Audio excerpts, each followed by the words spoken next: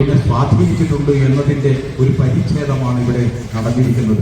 അങ്ങനെയുള്ള അഭിവന്യ ഗുരുനാഥൻ professor P Muhammad Ahmed 1975 June 23 Payyanur കോളേജിൽ ജോയിൻ ചെയ്ത് ജൂലൈ മാസം ആദ്യത്തെ ആഴ്ചയിൽ തന്നെ പയ്യന്നൂർ കോളേജ് കവാടത്തിലേക്ക് നടന്നിരുന്നപ്പോൾ ആ ക്ലാസ് മുറിയിൽ ഞങ്ങൾക്ക് തന്ന ടൈം ടേബിളിൽ ഒരു BMA ഉണ്ടായിരുന്നു, അത് ഒരു MRC ഉണ്ടായിരുന്നു, ഒരു MCN ഉണ്ടായിരുന്നു, ഒരു BMA ഉണ്ടായിരുന്നു, ഒരു MKP ഉണ്ടായിരുന്നു. ഈ BMA എന്നത് പി മുഹമ്മദ് അഹമ്മദ് ആണെന്ന് ഇദ്ദേഹം ക്ലാസ്സിൽ വന്നപ്പോഴാണ് ഞാൻ അറിയുന്നത്. ആ ക്ലാസിന്റെ 75ന്റെ ആ നിർണായക മുഹൂർത്തം തന്നെയാണ് എഴുത്ത് ജീവിതം എന്ന ഒരു ക്യാപ്ഷനിലേക്ക്. ജീവിതത്തിന്റെ ഒരുപാട് മേഖലകൾ, ഒരുപാട് മണ്ഡലങ്ങളിൽ നാമെല്ലാം അപ്പോഴും ഇപ്പോഴും സഞ്ചരിക്കുക. എഴുത്ത് വേണമെന്നില്ല, നമ്മളെല്ലാവരും സഞ്ചരിച്ചുകൊണ്ടിരിക്കുന്നു. അതിൽ എഴുത്ത് ജീവിതമുണ്ട് എന്നത് ഒരു തിരിച്ചറിവ് ഈ 50 കൊല്ലം കഴിയുമ്പോഴാണ് ഞാൻ തിരിച്ചറിവ്. അതുകൊണ്ട് ഞാൻ ക്യാപ്ഷൻ എഴുത്ത് ജീവിതം എന്ന് പറഞ്ഞിരിക്കുന്നത്. അവിടെ തുടങ്ങുന്നു പയ്യന്നൂർ കോളേജും ഞാനും തമ്മിലുള്ള ബന്ധം, പയ്യന്നൂർ കോളേജിലെ അധ്യാപകരും ഞാനും തമ്മിലുള്ള ബന്ധം, പയ്യന്നൂർ കോളേജിലെ മലയാളം അധ്യാപകരും ഞാനും തമ്മിലുള്ള ബന്ധം. ആ മലയാളം അധ്യാപകരിൽ പ്രൊഫസർ മേലത്ത് ചന്ദ്രശേഖരനും പ്രൊഫസർ പി മുഹമ്മദ് അഹമ്മദും എന്നെ എത്രമാത്രം സ്വാധീനിച്ചിട്ടുണ്ട് എന്നത് അത് അനിർവചനീയമാണ് എന്ന് മാത്രമാണ് ഞാൻ ഇപ്പോഴും പറയുന്നത്. ഒരു നിമിത്തമാകാം എന്റെ 10ാമത്തെ പുസ്തകം ഇവിടെ പ്രകാശിതമാകുമ്പോൾ ആ പുസ്തകത്തിലേക്ക് എനിക്ക് വേണ്ടി 4 അക്ഷരം കുറിച്ചു തന്ന, ആമുഖം എഴുതി തന്നിരിക്കുന്ന എന്റെ പ്രിയപ്പെട്ട ഗുരു, അദ്ദേഹം അത് ആ സമയം ബുക്സ് അല്ലെങ്കിൽ സമയം പബ്ലിക്കേഷനിലൂടെ പ്രസിദ്ധീകരിക്കാൻ തയ്യാറായി എന്നതിന്റെ ഒപ്പം നിൽക്കുന്നു തൊട്ടടുത്തിരിക്കുന്ന ബാലകൃഷ്ണൻ കൊയ്യാൽ എന്ന മറ്റൊരു മഹാരാജൻ. ആ ശ്രവ്യമാധ്യമത്തിലേക്ക് 1993 ഞാൻ കാലെടുത്ത് വെച്ചപ്പോൾ തന്നെ കെ ബാലകൃഷ്ണൻ എന്ന ആ പ്രോഗ്രാം എക്സിക്യൂട്ടീവിനെ ഞാൻ പരിചയപ്പെട്ടിട്ടുണ്ട്. അദ്ദേഹത്തിന്റെ കൂടെയുള്ളവരുടെയൊക്കെ അനുഗ്രഹാശിസുകൾ കൊണ്ട് ആ മാധ്യമത്തിലും ഞാൻ അല്പാൽപ്പം കടന്നു ചെന്നാൽ എനിക്ക് സ്വാതന്ത്ര്യവും സ്വാധീനവും ബന്ധവും സ്വന്തവും ഉണ്ടായി. അതിന്റെ ഒരു ചേർച്ച കൂടി ഈ പുസ്തകത്തിലുള്ളതുകൊണ്ട് ചേർത്തിരിക്കുന്ന ബാലകൃഷ്ണൻ കൊയ്യാൽ എന്ന് പറയുന്ന എഴുത്തുകാരൻ, സാംസ്കാരിക പ്രവർത്തകൻ, അതുപോലെ തന്നെ ഫോക്ലോറിസ്റ്റ്, ഇതെല്ലാം എനിക്ക് തന്ന പാഠങ്ങൾ തന്നെയാണ്. ഇവരുടെ എല്ലാം വാക്കുകളിൽ നിന്ന് ഞാൻ കേട്ടതും കണ്ടതും അതൊക്കെ തന്നെയാണ്. അതിനപ്പുറത്തിരിക്കുന്നത് ശ്രീ ശശികല എന്ന ആർട്ടിസ്റ്റ് ശശികലയും ആർട്ടും, അതിനപ്പുറമുള്ള ഹൃദയവും, അതിനപ്പുറം സമൂഹത്തെ എങ്ങനെ സ്നേഹിക്കണം, എങ്ങനെ ബന്ധപ്പെടണം, എങ്ങനെ സ്വജീവിതം സജീവമാക്കണം എന്നതിനൊരു ദൃഷ്ടാന്തം തന്നെയാണ്. ഇന്നും പ്രതികരണ വേദിയുടെ തന്നെ ഒരു പരമാധ്യക്ഷനായി ഇന്ന് കേരളം മുഴുവൻ സഞ്ചരിക്കുന്ന ആർട്ടിസ്റ്റ് ശശികല. ആ ആർട്ടിസ്റ്റ് ശശികലയും എനിക്കും തമ്മിലുള്ള ജന്മബന്ധം അതും ഇവിടെ എന്റെ മനസ്സ് സൂക്ഷിക്കുകയാണ്. അതിനിപ്പുറത്ത് ഇരിക്കുന്ന വത്സൻ 5ാം പീഡിക, ഇപ്പുറത്ത് നിന്ന് അപ്പുറത്തേക്ക് പോയിരുന്ന വത്സൻ 5ാം പീഡിക എന്ന എന്റെ പ്രിയ മിത്രം. വത്സൻ 5ാം പീഡിക എന്നൊക്കെ കേൾക്കുന്ന ആ കാലഘട്ടത്തിൽ രാമകൃഷ്ണൻ കണ്ണോ എന്ന് ചേർത്തെഴുതാൻ ആ 70കളിൽ എനിക്ക് സ്വാധീനം തന്നതിൽ ഒരു പേരാണ് ഈ വത്സൻ 5ാം പീഡിക. മറ്റു പല ബന്ധങ്ങളും ഞങ്ങൾ തമ്മിൽ ഉണ്ടാക്കാൻ സാധിച്ചിട്ടുണ്ട്. അതിനെപ്പുറത്ത് ഇരിക്കുന്ന ഈ എ വി ചന്ദ്രൻ ചെറുകുന്ന് എന്ന ഈ ചെറുകുന്ന് എന്റെ വലിയ കുന്നാണ്. കാരണം എന്റെ കണ്ണോം എന്ന ഗ്രാമത്തിന്റെ ആ വലിയ കുന്നിലേക്ക് കയറിയാൽ, ആ കുന്നിൻ ചെരുവിലേക്ക് പോയാൽ അവിടെ അതിയടം എന്ന ഒരു സ്ഥലമുണ്ട്. കണ്ണോത്തിന്റെ അടുത്തുള്ളതാണ് അതിയടക്ക്.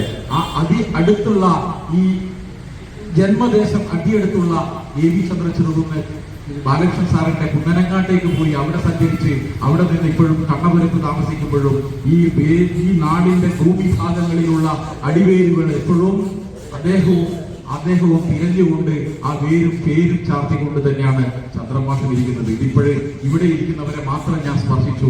അവിടെ ഇരിക്കുന്നവരാണെങ്കിൽ എല്ലാവരും എന്റെ മുഖത്തോട് മുഖം ഈ 50 വർഷത്തിന് അപൂർവവും ഇപ്പുറവുമായി എന്റെ കൂടെയുണ്ട്.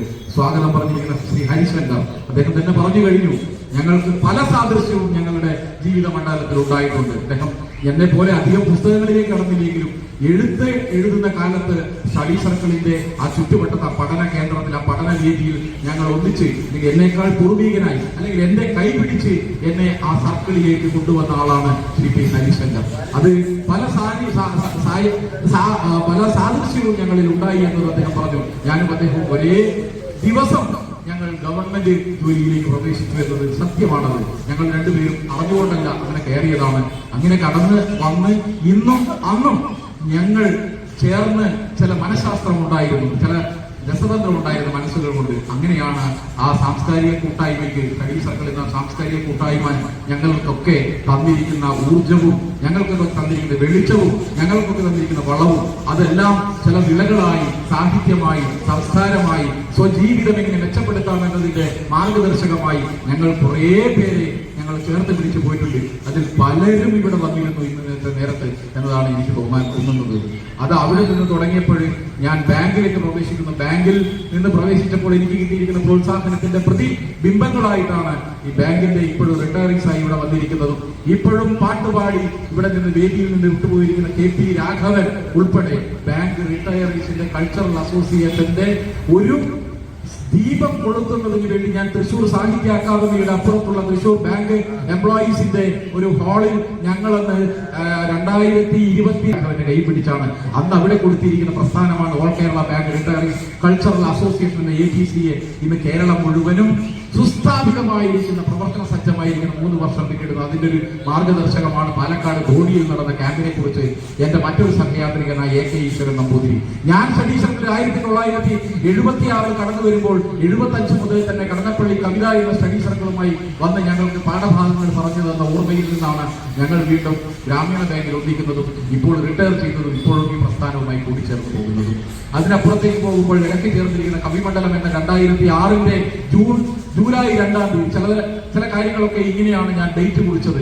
ചില ആദ്യത്തെ ദിവസങ്ങളാണ് 2026 ജൂലൈ 2 പഴയങ്ങാടി പുഴയോരത്ത് മുഹമ്മദ് അഹമ്മദ് സാറിന്റെ തണ്ണീർ പന്തലുകളുള്ള പഴയങ്ങാടി പുഴയുടെ ഓരത്ത് ഞങ്ങൾ ചേർന്ന് 15 പേർ ചേർന്ന് രൂപീകരിച്ച കവിമണ്ഡലം എന്ന പ്രസ്ഥാനം ഇപ്പോൾ 20ാം വർഷത്തിലേക്ക് നിൽക്കുമ്പോഴും അത് സജീവമായി പോകുമ്പോഴും അതിന്റെ ഭാരവാഹികൾ ഇന്ന് പലരും ഇവിടെ വന്നു ചേർന്നിട്ടുണ്ട്. അതിനപ്പുറത്തേക്കും ഇപ്പുറത്തേക്കുമുള്ള എല്ലാ സമസ്ത മേഖലകളിലും പ്രവർത്തിച്ചു വരുന്ന എന്റെ സഹയാത്രികരുടെ ഒക്കെ സ്നേഹം എത്രയുണ്ട് എന്ന് ഞാൻ ആഴത്തിൽ തിരിച്ചറിഞ്ഞ നിമിഷം, ഈ നിമിഷത്തിനപ്പുറത്തേക്ക് മറ്റൊന്നും തന്നെ പറയുവാനില്ല. കാരണം പുസ്തകം നിങ്ങളുടെ മുന്നിലേക്ക് വരുന്നത് തന്നെ എത്രയോ വർഷം മുമ്പ് ഈ ഇപ്പോൾ പറഞ്ഞിരിക്കുന്ന മദ്യം മുക്തമായ സമൂഹം സൃഷ്ടിക്കണം 1978 നവംബർ മാസം യുവരശ്മിയിൽ വന്ന ഒരു ലേഖനമാണ് ഇന്നിപ്പോൾ ഈ പുസ്തകത്തിൽ വരികയും ഈ 50 അച്ചടിച്ചു വന്നതാണ്.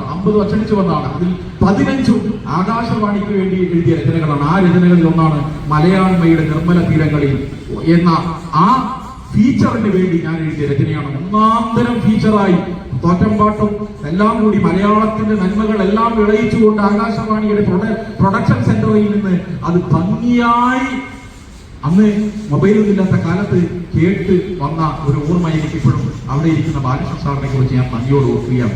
ഇവരൊക്കെ ചേർന്നിരിക്കുന്ന ഇത് ഈ സന്ധ്യനേരത്തും ഈ അന്തിനേരത്തും എന്റെ ഈ വാക്കുകൾ കേൾക്കാൻ എന്നത് തന്നെയാണ് ഈ സായുജ്യം എന്ന് പറയുന്നത്, സാഫല്യം എന്ന് പറയുന്നത്. ആ ഓർമ്മകളുണ്ട്. ആ ഓർമ്മകളിൽ നിന്നുള്ള ഒരുപാട് ഭാഗങ്ങളാണത്. അത് ഞാൻ യുവരശ്മി എന്ന് പറഞ്ഞിരിക്കുന്ന യുവരശ്മിയിൽ മാസത്തിലെ KP കേശവമേനോൻ എന്ന മഹാരഥൻ മാതൃഭൂമിയുടെ എഡിറ്റർ തിരോധാനത്തിന് അദ്ദേഹത്തിന്റെ വിയോഗത്തിന്റെ പിറ്റേന്ന് മാതൃഭൂമി ബ്ലാക്കിൽ വൈറ്റ് ഹെഡിങ്ങോടുകൂടി അന്ന് പുറത്തിറങ്ങിയ ആ പത്രത്തിന്റെ അകത്താളിലെ യുവരശ്മി പേജിലാണ് എന്റെ ആ സൃഷ്ടി വന്നിരുന്നത്. അതാണ് ഈ സൃഷ്ടി. അങ്ങനെ വന്ന എല്ലാ സൃഷ്ടികളും ക്രോഡീകരിച്ച് അതിൽ മാതൃഭൂമി ആഴ്ചപ്പതിപ്പിൽ എഴുതിയ എഴുത്തുകളുണ്ട്, കത്തുകളുണ്ട്, മാതൃഭൂമി സ്റ്റഡി സർക്കിൾ യാത്രകളുണ്ട്, ചോക്കലോറുണ്ട്, എല്ലാ മേഖലകളിലും ഉള്ളത് അവിടെയാണ്. പടവള്ളിത്തട്ടിൽ ഉത്സവാരവം എന്ന പടവള്ളി ക്ഷേത്രത്തിന്റെ പെരികളിയാട്ട സോവനീറിലേക്ക് എഴുതിയിരിക്കുന്ന ഫീച്ചർ അത് ഞാൻ കൊടുത്തിട്ടുണ്ട്. ഇത് ബോധപൂർവ്വം കൊടുത്തതാണ്. കാരണം ഇത് വായിക്കുമ്പോൾ എന്റെ ഓർമ്മ ചിത്രങ്ങളെല്ലാം കടന്നു വരുന്നുണ്ട് എന്നതുകൊണ്ട് തന്നെയാണ് ചെറുതും വലുതുമായ എല്ലാം അതിൽ ചേർത്തുകൊണ്ട് ഒടുവിൽ ഞാൻ മാതൃഭൂമി ലേഖകനായിരിക്കെ പഴയങ്ങാടിയിൽ നിന്ന് എഴുതിയ ഒരു റൈറ്റപ്പാണ്. പിന്നെ ഇവിടെ മാട്ടൂർ കടപ്പുറത്തുള്ള നീരൊഴുക്കും ചാലിന് ഇന്നും കണ്ണീർ മാത്രം എന്ന ഒരു റൈറ്റപ്പ് ഉണ്ട്. അത് ഞാൻ ഇതിൽ ചേർത്തിട്ടുണ്ട്. അതെനിക്ക് ഓർമ്മിക്കാൻ അത്രയേറെ അത് അന്വേഷണാത്മകമായി പോവുകയും അത് ചർച്ച ചെയ്യുകയും ഇന്നും ആ പ്രദേശം കാണുമ്പോഴും കേൾക്കുമ്പോഴും എനിക്കുണ്ട്. അതുപോലെ മാടായിപ്പാറയിൽ കുളവിന്റെ കാലം മാതൃഭൂമി എഴുതിയ വലിയൊരു കത്തായിരുന്നു അത്. ഇതൊക്കെ ആവേശം തരുന്നതായിരുന്നു. അതെല്ലാം ശേഖരിച്ചു. പക്ഷെ സമയമായിരിക്കുന്നത് സമയത്തിന് കൊടുക്കാനാണ്. സമയത്തിൽ പോയി സംസാരിക്കുമ്പോൾ ഈ 2 പേരും പറഞ്ഞു അത് തന്നെ ഇവിടെ ചെയ്യാമെന്ന് പറഞ്ഞു. ആര് മുഖചിത്രം എഴുതും? മുഖചിത്രം പറയാൻ പ്രേംകുമാർ കണ്ണോം എന്റെ അനുജൻ തന്നെ ഉണ്ടെന്ന് പറഞ്ഞു. അതെ, അവിടെ നിന്ന് പറഞ്ഞ തന്നെയാണ് ഇന്ന് ഈ കവർ ചിത്രം നിങ്ങൾ കാണുന്നത്. ശ്രീ പ്രേംകുമാർ കണ്ണോമിന്റെ വരച്ചിരിക്കുന്ന മുഖചിത്രമാണത്. ഇതെല്ലാം ചേർത്ത് വരുന്നത് അവിടെ അന്ന് സംസാരിച്ചു. അത് തന്നെ സാധ്യത പ്രായമാക്കാൻ വേണ്ടി ഈ 21-ാം തീയതി ഡേറ്റ് നേരത്തെ ഞാൻ കുറിച്ചു. ആ ഡേറ്റ് ഇതാ മുഹമ്മദ് ഹാഷിം എന്ന ഞങ്ങളുടെ സ്പോർട്സ് വിഭാഗം കൺവീനർ, അബ്കയുടെ സ്പോർട്സ് വിഭാഗം കൺവീനർ, അവിടെ അന്ന് തൊട്ട് ഇന്ന് വരെ നമ്മൾക്ക് വേണ്ടി സേവനത്തിന് വേണ്ടി ചെയ്തുകൊണ്ടിരിക്കുകയാണ് മുഹമ്മദ് ഹാഷിം. ഈ ഹാഷിമിന്റെ ഒക്കെ സ്നേഹത്തിന് ഞാൻ എങ്ങനെ മറുപടി പറയണമെന്ന് എനിക്കറിയില്ല. ഇവിടെ പാടിയവർ ടി തമ്പിയെ പോലെ ആലക്കോട് നിന്ന് വന്ന് ഇപ്പോഴും വന്നിരിക്കുകയാണ്. ഒരു കവിത ചൊല്ലാൻ വേണ്ടി മാത്രമല്ല വന്നത്, ഈ സഹൃദയനോടുള്ള ഐക്യദാർഢ്യം പ്രഖ്യാപിക്കാൻ വേണ്ടി ആലക്കോട് മലമുകളിൽ നിന്ന് ഈ തമ്പി എത്തുമ്പോഴും എന്റെ മനസ്സ് അവിടത്തേക്ക് പറന്നു പോവുകയാണ്. തമ്പിയുടെ വീടിലും ഞങ്ങൾ പോയി കേന്ദ്രീകരിച്ച് സംസാരിച്ചതും സംഗമിച്ചതും അദ്ദേഹത്തിന്റെ കുടുംബത്തിൽ ഒരു കുടുംബയോഗം വെച്ചതും ഒക്കെ. അതിനപ്പുറത്തിരിക്കുന്ന ജയരാജ് എന്ന പാട്ടുകാരൻ, അതിനപ്പുറത്തിരിക്കുന്ന PM രാജേഷ് എന്ന പാട്ടുകാരൻ, ശിവദാസൻ എന്ന മറ്റൊരു റിട്ടയറി ഈ പാട്ടുകളൊക്കെ കേൾക്കുമ്പോൾ പ്രദീപ് പടുകുലായി എന്ന എന്റെ മാതൃഭൂമി സ്റ്റഡി സർക്കിൾ കാലത്തെ കൂട്ടുകാരൻ ഇപ്പോഴും ഞങ്ങളുടെ ബാങ്കിന് ശേഷവും ബാങ്കിലെ അബ്കയുടെ തലശ്ശേരി മേഖല കൺവീനറാണ്. അപ്പുറത്തിരിക്കുന്നു K രമേശൻ. ഇവരെല്ലാം ചേർന്നത് കൊണ്ട് മാത്രമാണ് ഞാൻ ഇപ്പോഴും, എല്ലാവരും വന്നു പോയാലും ഇത്രയും പേരെങ്കിലും ഇപ്പോഴും ഇരിക്കുന്നു എന്നത് ദേവേശൻ കരിമ്പം, ദിവാകരൻ കരിമ്പം എന്ന എന്റെ ഗ്രാമീൺ ബാങ്ക് സുഹൃത്തിന്റെ അനുജനായി റിട്ടയർഡ് എഞ്ചിനീയറായി കവിമണ്ഡലത്തിലേക്ക് കടന്നു വന്ന കവിയാണ്. അതെല്ലാം സാർ ഇതാ ഈ പാതാരവിന്ദങ്ങളിൽ ഞാൻ ദക്ഷിണയായി വെക്കുകയാണ്.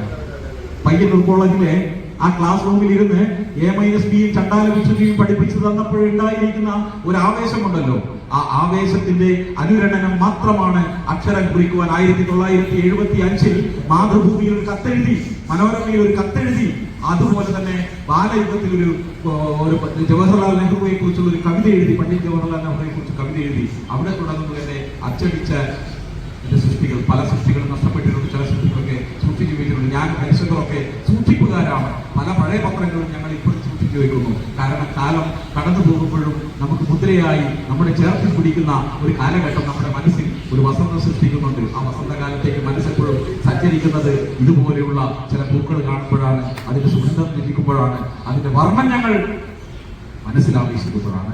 ഇനി അങ്ങനെ പറഞ്ഞു പോയാൽ എനിക്ക് ഒരുപാട് പറയേണ്ടി വരും. കാരണം മുഹമ്മദ് അഹമ്മദ് സാറിന് വീട്ടിലെത്താൻ ചിലപ്പോൾ ഇന്നലെയും വൈകുന്നേരം ഞാൻ ഈശ്വരൻ നമ്പൂതിരിയും വിഷ്ണു നമ്പൂതിരിയുടെ സ്മരണാർത്ഥം ഞങ്ങൾ അവിടെ സഞ്ചരിക്കുകയായിരുന്നു.